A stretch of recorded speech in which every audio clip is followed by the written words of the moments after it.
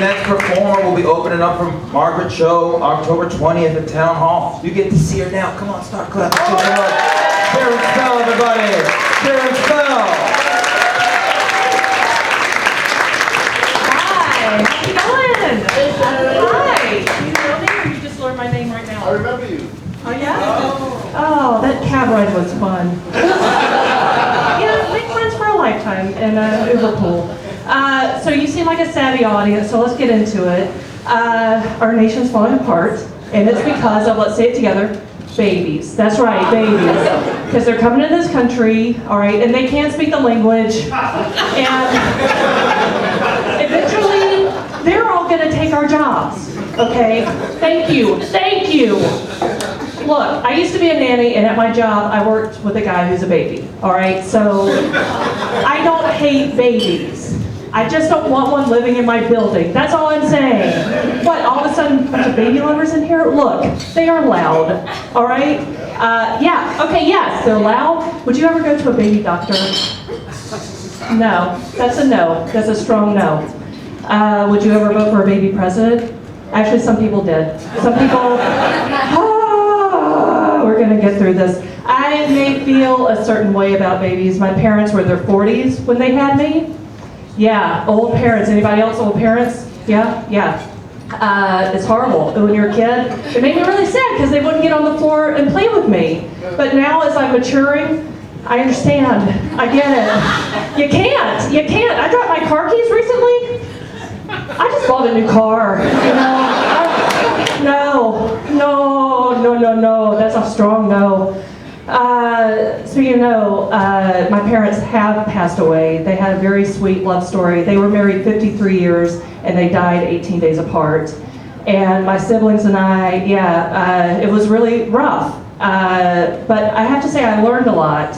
So the next time my parents die back to back, I'm gonna do everything right.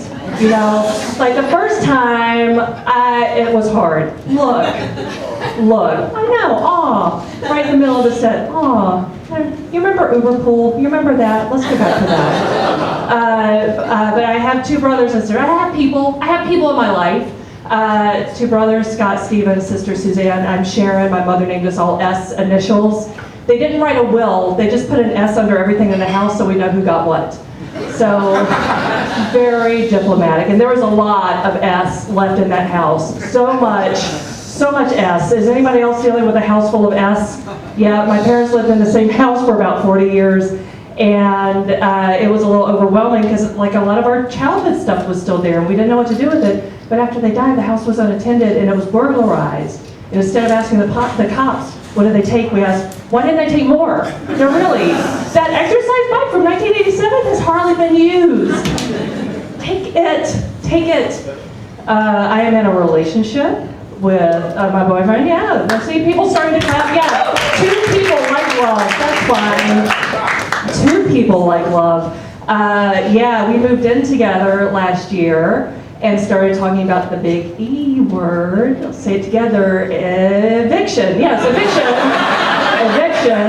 We got evicted after 5 months of living together. I moved into his apartment, and it turns out in New York City it is legal for a landlord to kick you out, to evict you, to move his family in. Did you know that?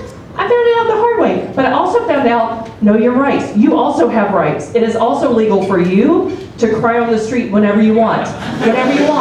So enjoy your rights. Enjoy your salty rights.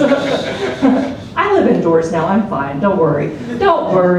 I love my boyfriend. The thing I love about him most is his parents.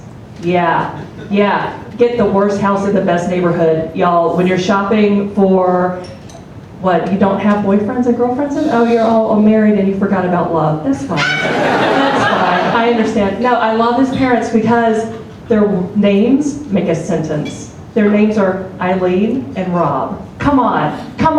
That is relationship security. He has so much wiggle room because I just want to be able to say like Eileen and Rob. I like to be casual when I commit a felony. It's so good. I love them so much. Don't I look wise, though? Don't I look like I know things like why the train has stopped indefinitely in the subway? Don't I look like I know why the traffic is backed up? Don't I look approachable and I know things. People come to me for advice a lot, and I'm not a therapist, I'm a comedian. So I will tell your stories on stage if you come to me for advice. And there's this couple fighting on the subway once, and they turned to me to ask if they should take a break or stay together. And I didn't know. I don't know their lives. So I just said to them, I think you should shit or get off the pot. You know? And the guy turned to her. She wanted to take a break because she was going to Europe for the summer. She wanted to be free. And he wanted them to stay together. I don't know. This is too much information. So he turned to her and said, see, we should shit or get off the pot. And she turned to me and asked, wait, well, what if I come to a porta potty and I have to go?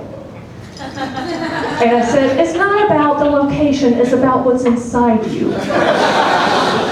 And he looked at her and he said, yours is the only pot I want to shit in. And he cupped her face and he rubbed it, and that ended the discussion. And it just goes to show you, every pot has a lid. And I think that's how babies are sneaking into this country. My name's Sharon Spell. Find me on the internet. I love you guys.